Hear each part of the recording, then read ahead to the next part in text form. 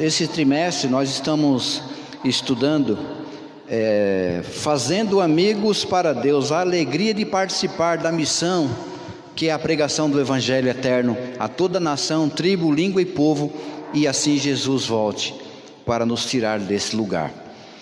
O tema desta semana é o poder da oração intercessória, e temos aqui o verso para memorizar, que diz assim: confessai, pois, os vossos pecados uns aos outros, e orai uns pelos outros, para serdes curados. Muito pode, por sua eficácia, a oração do justo. Então aqui eu queria fazer uma pergunta para que nós pudéssemos responder aqui, para que a igreja e aqueles que estão em casa possam compreender a importância da oração intercessória. Por que é importante a confissão dos pecados na intercessão? Bom dia, queridos amigos, feliz sábado, bom dia, igreja. É muito importante que nós possamos confessar os nossos pecados, assim como Jesus nos ensinou na oração, né? Que devemos perdoar para que sejamos perdoados. Então, se nós temos alguns pecados, nós devemos confessar a Deus, e que nem o verso vem nos dizendo, se a gente tem um parceiro de oração, um amigo de oração, devemos comunicar ali um com o outro, para que um possa orar pelo outro e o poder do Espírito Santo possa nos capacitar e nos ajudar a deixar esses pecados. Agora, Valmir, o que significa isso? Confessar os pecados uns aos outros. Isso significa que eu tenho que confessar os meus pecados para o meu pastor, para o líder da minha igreja? O que significa confessar uns aos outros? Com certeza, isso não pode de forma alguma ser comparado ao que nós vimos no passado, o confessionário, né? Não se trata disso.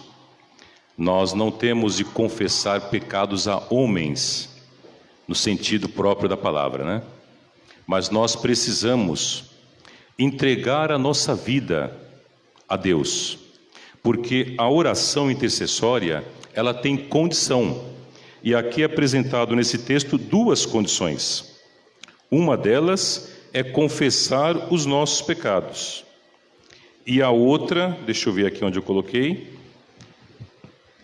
para que sejamos curados, né? E para que tenha a eficácia da oração. Então, a oração, quando nós formos fazer, nós precisamos confessar os nossos pecados a Deus, para que a nossa oração seja aceita, porque a oração precisa estar imbuída de coerência. Como que você vai orar intercedendo por alguém se você não confessou os seus pecados nem a Deus, e você também não está limpo de coração diante do seu irmão? Aparentemente é algo incoerente. Então há necessidade de coerência quando formos fazer as orações intercessórias. Muito bem, então a essência aqui da oração, quando você for interceder por alguém, existe uma essência.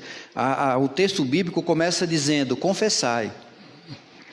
Então, quando você confessa os seus pecados, a confissão, ela abre o coração de Deus para que a petição seja atendida. Lembra o que diz 2 Crônicas 7, se eu não me engano, 7,14, que diz: se o meu povo orar, se você orar, então ali as bênçãos vêm, os celeiros dos céus, eles são abertos, não é? Então aqui nós vimos a introdução. Agora vamos falar aqui sobre uma luta cósmica. Na lição de domingo fala de uma luta cósmica. Vamos falar sobre o mundo invisível e o mundo visível. Tudo aquilo que ocorre no mundo visível, o que nós vemos, ele tem um início no mundo invisível. Não é isso? Como a serva do Senhor, a escritora americana Ellen White, ela fala que se nós pudéssemos rasgar o véu que nos separa do visível do invisível, nós veríamos lutas, batalhas de anjos, lutando, os anjos de Deus e os anjos de Satanás. Enquanto nós estamos estudando a palavra de Deus, há uma guerra. Então há uma guerra para que nós sejamos influenciados para um ou para o outro lado. Então nessa luta cósmica nós somos o objeto de disputa, não é isso? Agora pergunto para vocês, começando pelo Valmir, como que nós podemos nos proteger dessa luta cósmica? Que armas nós temos para que esse invisível não venha agir na nossa vida visível, Valmir? Muito bem. Primeiramente, nós precisamos ter em mente que nós sozinhos não temos poder algum. Somos fracos, vulneráveis nessa luta cósmica. O poder que nós precisamos, ele vem do céu, ele vem de Deus. Então, a primeira coisa, comunhão intensa com Deus, através da oração. Sabemos da oração, da leitura da Bíblia, da frequência aos cultos, do envolvimento com a missão. É daí que nós recebemos poder, lembrando mais uma vez, um poder que nós não temos. Nós recebemos poder de Deus para que possamos entrar nessa luta e ser vitoriosos. Aldemir, em Efésios 6,12 ali, falando sobre a luta, nossa luta contra o bem e o mal, diz que a nossa luta não é contra as coisas deste mundo, mas é com as coisas invisíveis, com as potestades do ar, contra as forças que dominam o mal. Então, que forças são essas? A gente, estudando a palavra de Deus em Efésios, a gente sabe que essa força do mal representa Satanás e toda a legião de demônios, né? Que ele luta, essa luta que começou lá no céu, onde entrou a inveja no coração de Lúcifer, e ali ele foi expulso para a terra, e hoje ele está aqui na terra, querendo destruir principalmente aqueles que se opõem e estão ao lado de Deus. E essa luta não é carnal, que nem Efésios fala, é contra essas potestades. Então, que nem o irmão Valmir acabou de comentar, devemos estar em constante oração para que o poder do Espírito Santo nos capacite, nos ajude. Assim como também a gente vê ali em Atos dos Apóstolos, que os discípulos de Jesus ali, os apóstolos, eles sentiam necessidade de orar constantemente. Nós temos que ter em mente hoje também que nós necessitamos estar em constante oração, em comunhão com o Senhor Jesus, para que nós possamos ser capacitados e guardados desses poderes malignos. Nós vimos que a luta entre o bem e o mal, essa luta cósmica, ela é tão importante para que nós entendamos os seus resultados, que ela começou num lugar onde não devia ter começado. Começou no céu, ali, né, no lugar santo, totalmente sem pecado algum, e por um motivo ou outro elevou-se o coração de Lúcifer, e ele então se tornou o que nós chamamos hoje de Satanás. É o adversário, né? É o acusador, o diabo. Então você vê que se essa luta começou no céu, e foi uma luta mesmo, que tem muitas pessoas que pensam que é algo muito espiritual, invisível. Não, essa luta foi uma luta mesmo, luta literal, entre os anjos de Deus e os anjos de Satanás. Então, se o pecado ele começou lá, é lá que tem que ser resolvido, não é? Mas o palco de batalha não é mais o céu. O palco de batalha é a terra. É aqui a terra, porque ele diz, né? Os anjos dizem: ai da terra e do mar, porque o diabo desceu até vós cheio de grande cólera, sabendo que pouco tempo resta. Ele sabe que pouco tempo resta a ele, então ele vai fazer de tudo. Já que ele está perdido, ele vai fazer de tudo para que ele também possa tirar aqueles que querem ir para o céu. Verdade. Eu queria acrescentar aqui algo interessante. E nessa luta cósmica, da qual todos os seres humanos estão envolvidos, até mesmo aqueles que não acreditam nisso, é importante lembrarmos que cada um de nós que estamos aqui está aqui esta manhã, e você que está nos assistindo, você também aceitou a Cristo porque alguém entrou nessa luta e orou por você. Cada um de nós, presentes, cada um que está nos assistindo, está na presença de Deus hoje porque é fruto da oração de alguém. Você sabe, talvez, quem tenha orado por você. Homens e mulheres de oração que oraram por cada um de nós. E o resultado da oração é a nossa presença e a nossa aceitação a Cristo. Por isso que nessa luta cósmica é muito importante nós termos uma vida de intercessão. Porque a nossa missão é a missão de Cristo. Salvar o maior número de pessoas possíveis. E isso nós conseguimos através da oração intercessória. É onde Deus manifesta o seu poder e resgata a pessoa das mãos de Satanás. Muito bem, é isso mesmo.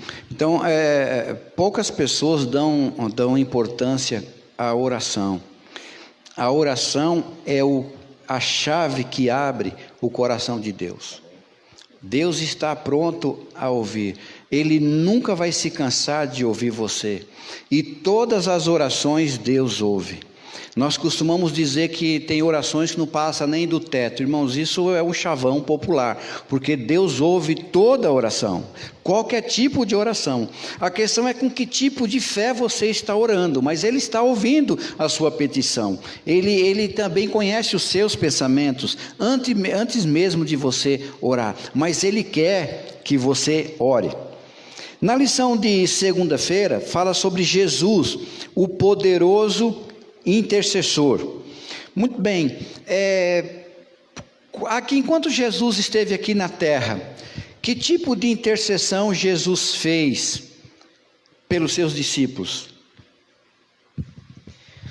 A gente vê ali em João 17, cita sobre a oração intercessória de Jesus por cada um de nós, e ele ali, ao longo da sua caminhada e de ensinamento com os discípulos ali, a gente vê que ele intercede por Pedro ali várias vezes, que Satanás sabia que Pedro ia se tornar um grande evangelista, um grande ganhador de almas para Cristo. Então ele queria destruir a vida de Pedro, e a gente vê Jesus intercedendo por Pedro várias vezes ali, orando para que Satanás não pudesse tragar a vida de Pedro. Entre outros também os outros discípulos, Jesus sempre intercedia, que nem na oração que João cita em João 17, que Jesus ora ali para que todos aqueles que o Pai deu a ele guardasse no nome dele. E ele ora para cada um de nós também que não estávamos ainda no caminho dele, ele já intercedia e está intercedendo também, que nem a gente sabe hoje lá no céu, por cada um de nós. Completando aqui o que você falou sobre a oração de Jesus intercessória no capítulo 17, é interessante que a lição ela não apresenta esse capítulo, né? Mas no capítulo 17, versículo 20, Jesus ele começa orando por seus discípulos, mas a oração ela se estende. Olha o que diz o versículo 20 de João 17: não rogo somente por estes, pelos discípulos, mas também por todos aqueles que vierem a crer em mim por intermédio de sua palavra. Então Jesus aqui, irmãos, ele está intercedendo por nós. Ele intercedeu para que eu e você hoje estivéssemos aqui. Então a oração de Jesus é tão poderosa que quando Jesus fez essa oração, o céu já se abriu, os anjos já se prepararam para uma missão, porque os anjos sabiam, se Jesus orou também por todas as gerações que viriam, então o céu iria ter muita gente através dessa oração. Agora, Valmir, qual foi o resultado da oração de Jesus intercessória pelos seus discípulos, mas principalmente por Pedro? Qual foi o resultado da oração de Jesus por Pedro? Lá na frente, o que ocorreu com Pedro? Olha, nós sabemos quão poderoso nas mãos de Deus se tornou Pedro, né? E o envolvimento de Pedro com a missão, o que Pedro representou para a igreja, né? Principalmente para a igreja de Jerusalém. Pedro, podemos dizer assim, que foi um dos principais mesmo, né? Principalmente em Jerusalém. fortaleceu a fé de Pedro, mudou o coração de Pedro, transformou Pedro nesse homem poderoso que nós conhecemos. Mas eu queria, Paulo, acrescentar a essa pergunta 2 pensamentos aqui do Espírito de Profecia que eu achei interessantíssimo, que tem tudo a ver com o que aconteceu com Pedro. Aliás, o que Deus fez através da intercessão do Senhor Jesus na vida de Pedro. No livro Caminho a Cristo, página 93, está escrito assim: a oração é o portal entre o céu e a terra. E no livro Desejado, Todas as Nações, página 251, diz assim: a oração é o ambiente onde Deus muda a nossa vontade humana. Interessante que quando nós oramos, e é bom sempre ressaltar, que a gente vai ver mais para frente isso, que a oração ela tem de estar em perfeita harmonia com a vontade de Deus. Ou seja, toda oração tem de haver coerência, né?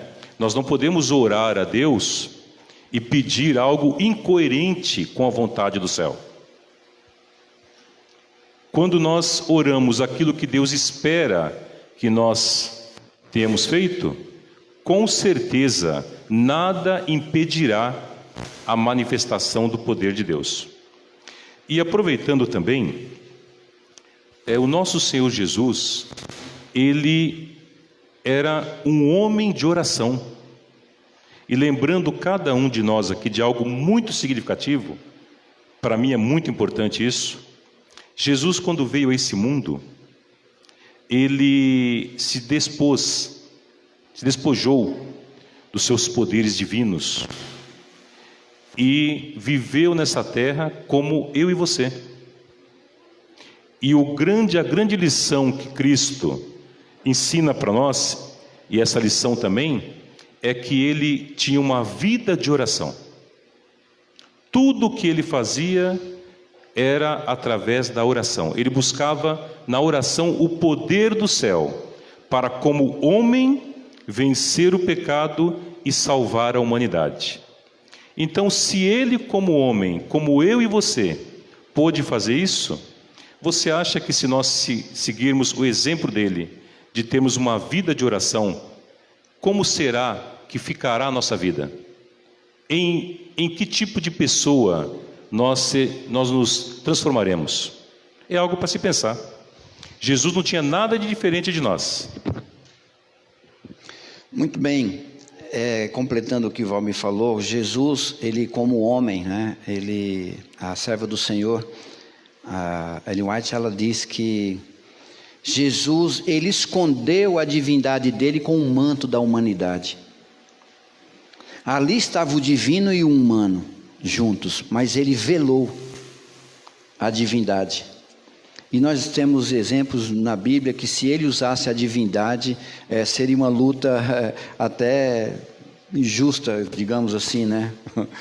Com Satanás, porque se ele fizesse o que realmente ele talvez gostaria de fazer, o mal não existiria mais quando Jesus desceu a esse mundo, né?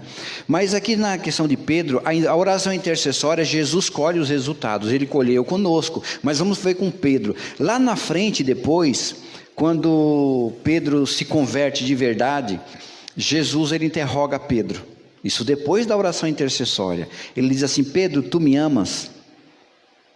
E nós vimos que Jesus perguntou 3 vezes, alguns falam que é porque ele negou 3 vezes, não é? E Jesus pergunta 3 vezes. A resposta dele, no português, na Bíblia, né? Sim, quando Jesus fala, tu me amas, essa palavra amor, amas que aparece aqui, é ágape. E quando Pedro responde, sim Senhor, tu sabe que eu te amo, Pedro não responde com a palavra ágape. Ele responde com a palavra filéu. Então Jesus pergunta para Pedro: Pedro, tu me ágape? Ele responde: sim Senhor, eu te filéu. Como assim? Porque o amor ágape é o amor divino.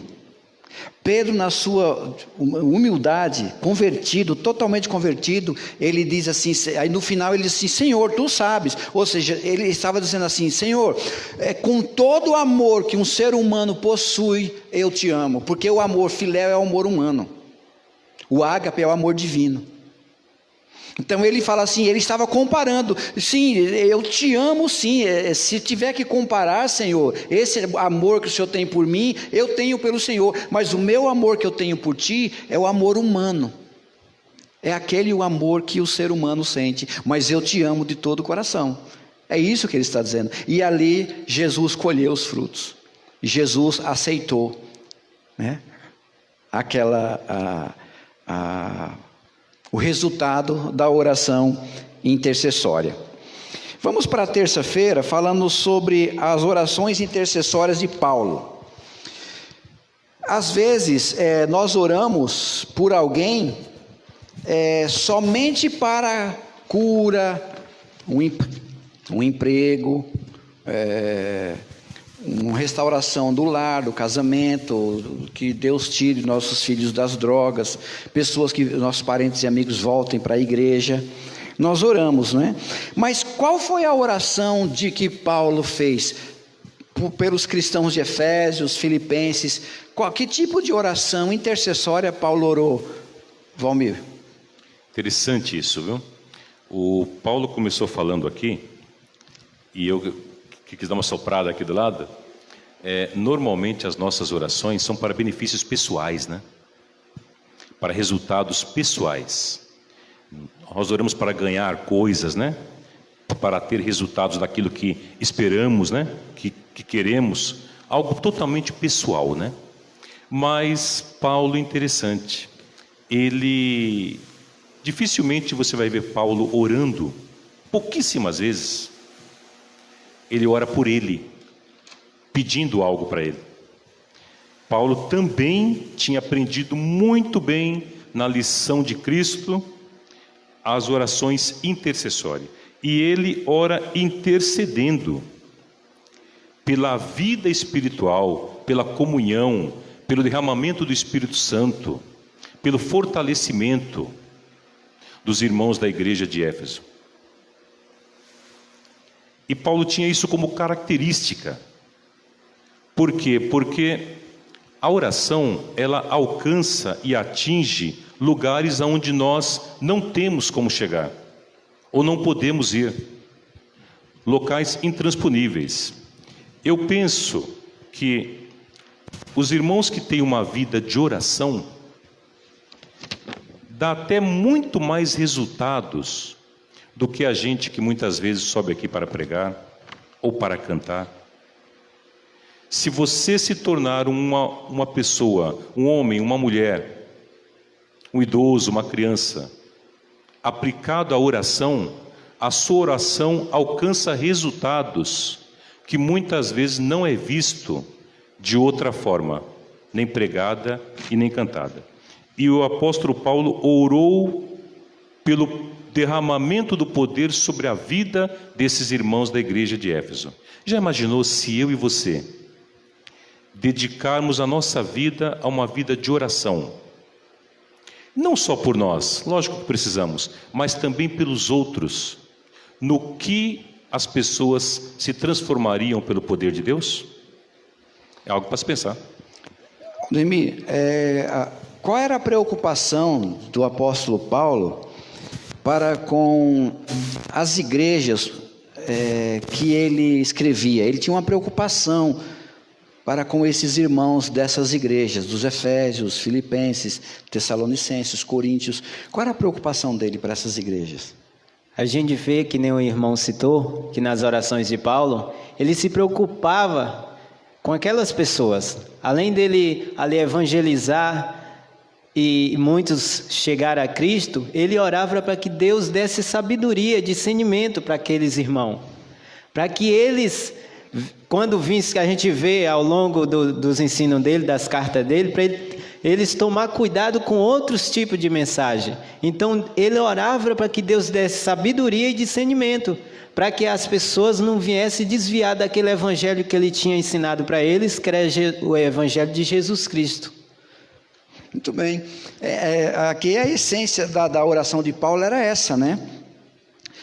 Paulo, ele tinha uma preocupação, a unidade da igreja. Nas nossas orações intercessórias, nós oramos por nós, pelos nossos parentes. Eu acredito que possa ter muitos irmãos também que façam isso, e é o correto. É orar pela unidade da igreja e para que Deus dê discernimento aos seus irmãos. Ao vocês orarem pela sua igreja, você ore para que Deus dê sabedoria, discernimento, para que os membros da igreja e a liderança, eles tenham conhecimento e sabedoria para lidar com a palavra de Deus, para que quando entrar alguma semente do mal na igreja, os irmãos já notem, porque existem muitas heresias que Satanás, ele usa através de pessoas para introduzir na igreja sorrateiramente, e Paulo se preocupava com isso. Quando ele citou em 2 Tessalonicenses 4, 2, eu acho que de 1 a 4, que ele fala do anticristo, ele fala assim: olha, eu sei que depois da minha partida, entre vocês, na igreja de Deus, vai surgir homens, como que sentindo coceira nos ouvidos ali, né? Disseminando coisas, e vai ter uma grande apostasia, e dessa apostasia vai surgir o homem do pecado, o filho da perdição. Então ele estava, né, com a inspiração do Espírito Santo, prevendo o que ia acontecer com a igreja. Então ele via a importância da igreja orar, não só uns pelos outros, mas pelo conhecimento, sabedoria e o discernimento, para quando vocês virem irmãozinhos assim, pessoas nos bastidores, conversando com coisas, você fala: nossa, eu nunca ouvi isso, o que é isso aqui? Eu nunca vi ninguém pregando sobre isso. Não, mas entenderam? Então a igreja, ela fica vacinada. Nós temos que tomar cuidado com isso. As orações intercessórias nossas também devem ser não só uns pelos outros, mas orem também pela liderança da igreja e para que todos os irmãos tenham esse discernimento, né, Valmir? E sabe, Paulo, é interessante você falar isso, estava pensando aqui. A oração intercessória é também uma forma de pastorear o rebanho. Você, quando está orando, você está pastoreando os seus irmãos, pastoreando a sua igreja. E como Paulo disse, nos dias do apóstolo Paulo não são diferentes de hoje. Nos dias de hoje também. Quantas pessoas nós não temos visto entrando por essa porta aqui e tentando semear aqui em nossa igreja heresias? Muitas vezes, né? Até parece que de época em época isso se manifesta na igreja adventista. Parece as 4 estações do ano, né? Parece. Se levanta pessoas aí indo contra os princípios da igreja, semeando heresias. Então nós precisamos, como Paulo, aprender nessa lição a pastorear a igreja, né? A pastorear a igreja não é uma função exclusiva do pastor, dos anciãos, dos diáconos, de forma alguma. É uma responsabilidade, é uma necessidade, a lição apresenta, que todos nós temos de pastorear a nossa igreja. Eu orar por você e você orar por mim também. Agora, o que dizer de pessoas que não gostam de orar? Uma certa vez, quando eu frequentava ainda a igreja de Jardim Santo André, nós fomos fazer uma visita para uma irmã que estava pensando em abandonar a igreja, porque disse que estava cansada, estava desanimada, não tinha mais coragem, estava passando por problemas, e esses problemas estavam desanimando ela. E um dos anciãos que estava comigo, fazendo a visita, ele fez uma proposta para ela que eu acredito que foi dirigida por Deus. Ele disse assim: irmã, eu vou dar um conselho para a irmã. A partir de hoje, não fique esperando, pode ser que aconteça, não fique esperando que venham pessoas visitar a irmã para tentar animar a irmã. Eu vou dar um conselho para a irmã: ajude alguém, irmã. Ela: como assim? Se você conhece alguém que está passando por dificuldade, ajude. Ore por essas pessoas. Depois a gente volta aqui e vai voltar a visitar a irmã mais uma vez. Ela fez isso. Depois, na segunda vez, eu não voltei com ele, mas depois ela deu testemunho na igreja. Ela disse que isso animou ela. Ela viu que os problemas dela, quando ela conheceu o problema dos outros, aos quais ela foi visitar e ajudar com mantimento mesmo, aquilo ali reforçou a sua fé. Então olha só que interessante, ajude alguém. Quando você está ruim, se sentindo mal, se sentindo desanimada na fé, visite alguém, conheça os problemas de alguém, compartilhe com as pessoas os seus problemas, os problemas dela com você, e ali você vai se reanimar. Vamos agora estamos quase encerrando, chegando na lição de quarta-feira, falando sobre poderes invisíveis em atuação. Vamos contextualizar isso aqui.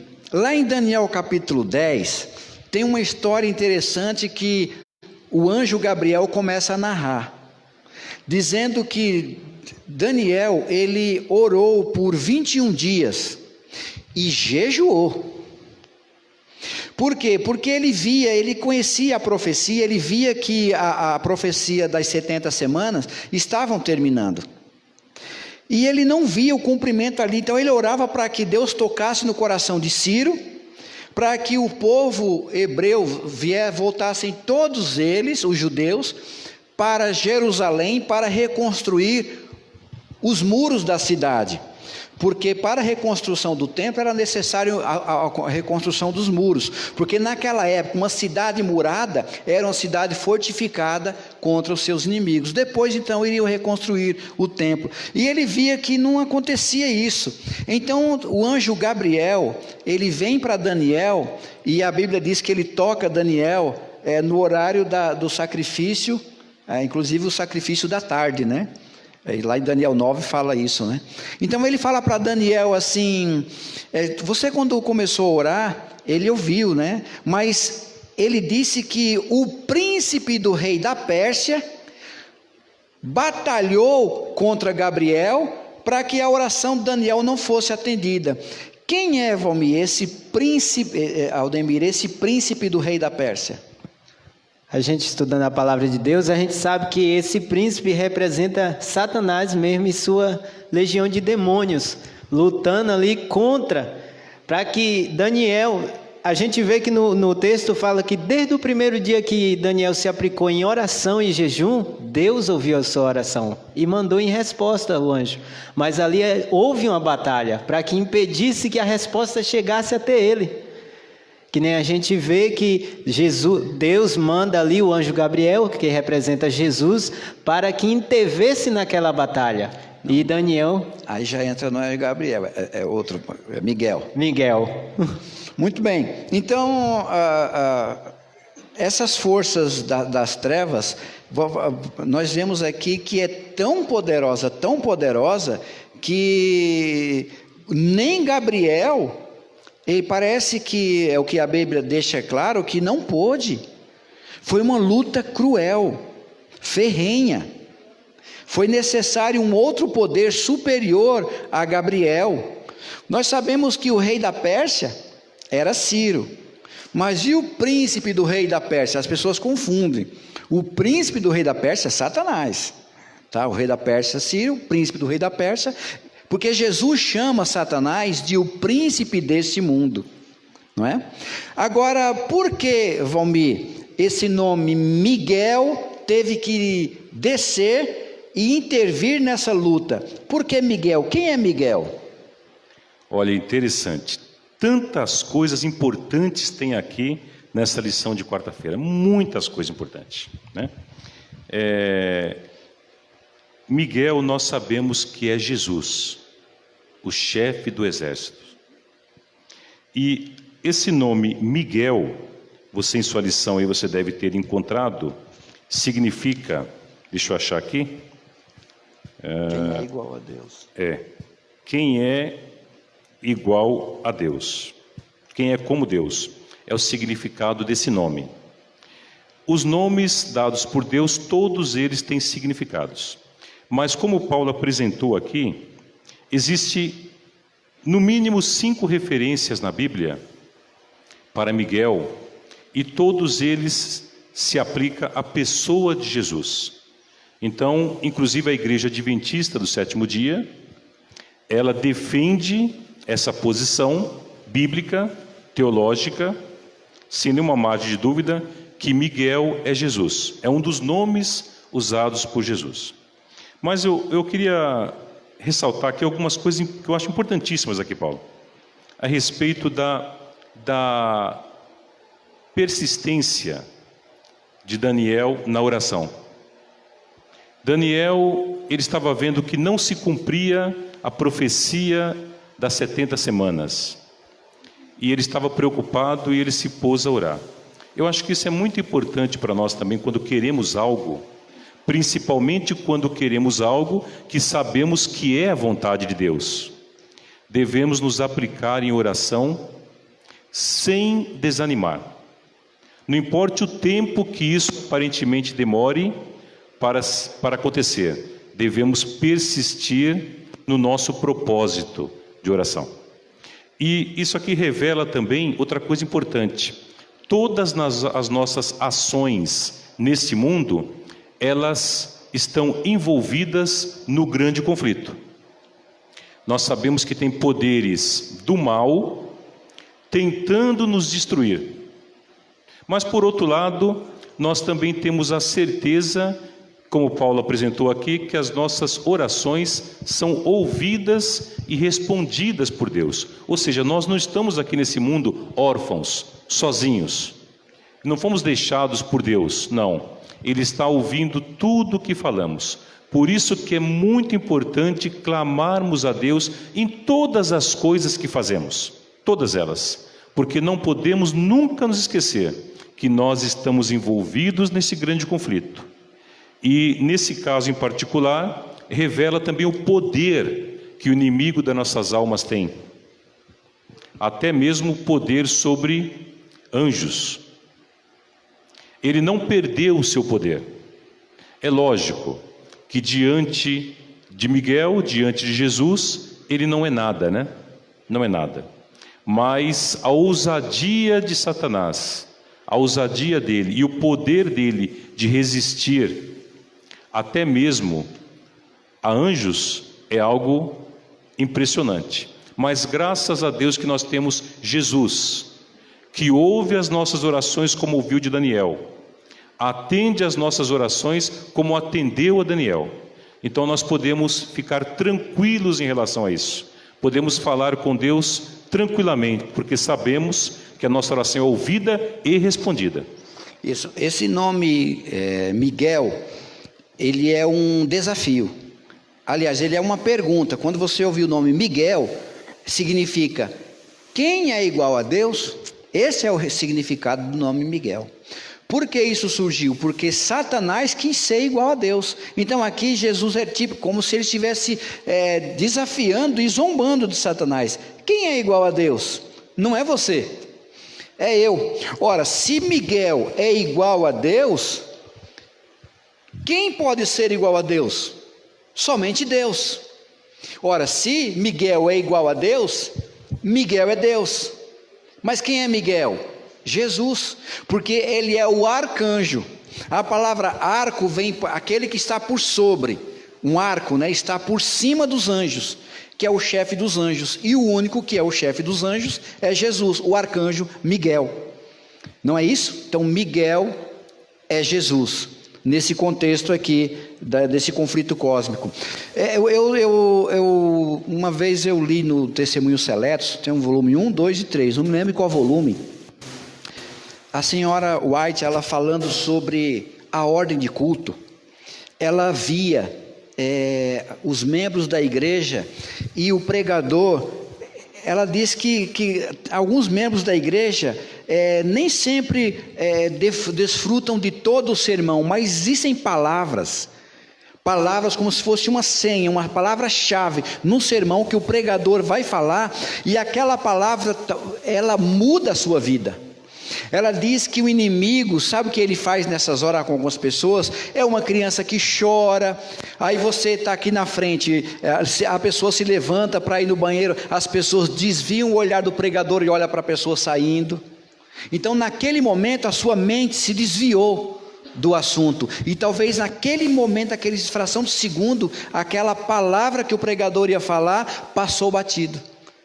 Você deixou de ouvir, porque pode ter certeza, quando você está ouvindo uma pessoa e alguém passa na sua frente, você desvia o olhar do pregador para a pessoa, você não presta mais atenção no que a pessoa falou, pelo menos uma frase, você deixa de ouvir. E aí parece pouca coisa, mas ela diz que isso é uma essência. Então nós temos que tomar cuidado. E ela diz que o inimigo faz essas coisas, infelizmente. Ele usa meios, você está dando estudo bíblico na casa de uma pessoa, o telefone que toca, é uma campainha que toca, alguém que bate palma, nunca aconteceu aquilo, é tudo para atrapalhar esses momentos aí. Por isso que a oração é muito importante. Quando você for dar um estudo bíblico, você sair de casa, você fazer uma oração intercessória. Fala: Senhor, envia os teus anjos e o Espírito Santo para estarem nesse lar, preparando esse lar, que os teus anjos estejam acampados ali, para expulsar toda a força do mal, para que a palavra de Deus seja pregada sem nenhum intrometimento. Entenderam? Agora vamos encerrar aqui com a lição de quinta-feira, falando sobre o foco da oração. Deixa eu fazer uma pergunta aqui para vocês dois. Dizem, nós sabemos que até mesmo isso está escrito no Espírito de Profecia, né? Que Satanás treme na hora da oração. Como isso é possível? Como isso ocorre, Valmir? Valmir não, Aldemir. Que os dois terminam com Mir. Então, às vezes, que nem o manual vem nos dizendo mesmo, que às vezes nós, quando vamos orar, às vezes a gente quer orar em silêncio, né? Que a gente pensa assim: Satanás vai ouvir o que eu estou falando para Deus e vai querer impedir da minha bênção chegar. Mas isso, o Espírito de Profecia vem nos dizendo que isso não pode acontecer. É bom que a gente ore em voz alta, que a nossa mente não se desvia do foco da oração. E ali, quando a gente está orando, Satanás ele tem medo da oração poderosa, quando a gente nos prostra diante de Jesus Cristo de joelho para orar. Então ele tem medo que a gente ore, porque ele sabe que Jesus vai ouvir e vai responder, se estiver de acordo com a sua vontade, as nossas orações. Então ele faz de tudo para que nos impeça, para que a gente não continue em oração, uma vida de oração.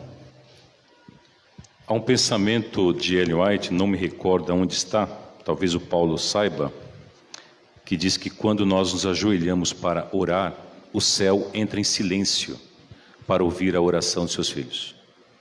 Eu às vezes fico meditando nisso, tento entrar nesse cenário. Já imaginou, nessa imensidão, nesse oceano que é esse mundo, quando você se coloca para orar, o céu para, a música para tudo, para ouvir o que você vai falar? Já imaginou o poder que isso tem?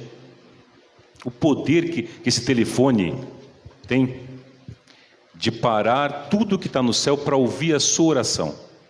No caso de Daniel, a Bíblia diz que o anjo falou para ele que quando ele começou a orar, saiu um aviso para o anjo vir, e o anjo veio.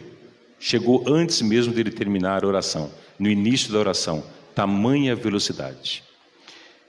Olha, muita oração, como nós sempre falamos aqui, né? Muita oração, muito poder, né? Então Satanás sabe o poder que tem a oração. Ele sabe o que acontece no céu quando alguém está orando. Ele sabe que se Deus mandar um aviso, nada impede a ação de Deus. Então a oração abre o céu, abre os celeiros do céu. E a porta que Deus abre, ninguém fecha. Todas essas coisas ele sabe. Então, quando nós nos colocamos a orar, ele deve tremer mesmo, e tremer muito, porque os resultados são cósmicos nesse grande conflito. Muito bem, agora aqui no título da lição fala o foco da oração. Qual deve ser o foco da nossa oração? Existe oração que são públicas. Quando nós oramos aqui na igreja, a oração que nós fazemos é oração pública, para todos nós e para o pregador. Agora, quando você está orando, Aldemir, qual é o foco da oração? Que deve ser da nossa oração pessoal. Qual é o foco? Se a gente está fazendo uma oração intercessória, devemos começar a citar os nomes das pessoas, pelos nossos familiares, pelos irmãos, pelos amigos, pelas pessoas que estão estudando a Bíblia. Isso é muito importante. A gente vê Paulo fazendo isso, a gente vê Jesus também fazendo isso. Então nós devemos copiar o exemplo de Jesus. Muito bem. Então, quando nós orarmos, nós temos que ter um foco, não é? Nós temos que orar, temos o objetivo. Senhor, eu quero isso. Tem um foco. Eu vou mostrar aqui um fato bíblico que não está na lição, está em Jeremias, capítulo 14 e no 15. O Jeremias capítulo 14, o profeta, ele se coloca diante de Deus e faz uma oração. Ele tem um foco. O foco da oração de Jeremias era para o povo de Deus da sua época, porque ali viria o cativeiro, e Jeremias intercede pedindo pedindo para que Deus tenha misericórdia. Ele diz assim: não nos rejeiteis, Senhor, por amor do teu nome, não cubras de vergonha o trono da tua glória, lembra-te e não anules a tua aliança conosco. Aqui ele se põe diante de Deus e ele tem um foco. O foco da oração dele é: não permita, Senhor, que o teu povo seja cativo, que o teu povo venha a sofrer. Perdoe o pecado do teu povo. É isso que ele estava dizendo aqui. Quando um profeta se põe a orar por um objetivo, Deus ouve. Nessa oração, não. Pode ser que existam outras, mas que eu conheça, não. É a única oração da Bíblia que o profeta, ele intercede pelo povo e Deus diz não. Como? Versículo 15, olha o que diz aqui no versículo 15, capítulo 15, aliás, versículo 1, que é a sequência da oração dele. Diz assim: disse-me, porém, o Senhor, depois que ele orou: ainda que Moisés e Samuel se pusessem diante de mim, meu coração não se inclinaria para esse povo. Lança-os diante de mim e saiam. Que coisa, não? Ele está orando a Deus, inspirado pelo Espírito Santo, e agora Deus olha para Jeremias e fala assim: mas eu não vou te ouvir. Aí ele me pergunta, né? Quando te perguntarem para onde nós vamos, ô Jeremias, você vai dizer assim: dir-lhe-ás assim diz o Senhor, o que é para a morte, o que é para a espada, o que é para a fome, o que é para o cativeiro. Logo em seguida vem o cativeiro babilônico. Por que isso aconteceu, Valmir? Por que Deus não ouviu esta oração? O que é que estava impedindo Deus de responder favoravelmente a essa oração? Olha, nós sabemos que a oração respondida com sim é a oração que faz parte da vontade de Deus. Deus tem um plano, e esse plano Deus não muda. Se nós orarmos de acordo com a vontade de Deus, como é orientado, né? Se for da vontade de Deus, Ele fará. E a vontade de Deus diante da oração de Jeremias não era aquilo que Jeremias estava pedindo. Isso me orienta a algo muito importante. Nós temos de orar, sim, interceder, pedir as coisas, mas não podemos esquecer que deve a oração de Jesus. A resposta de Deus foi não. Então devemos ter em mente também e nos tranquilizarmos com isso.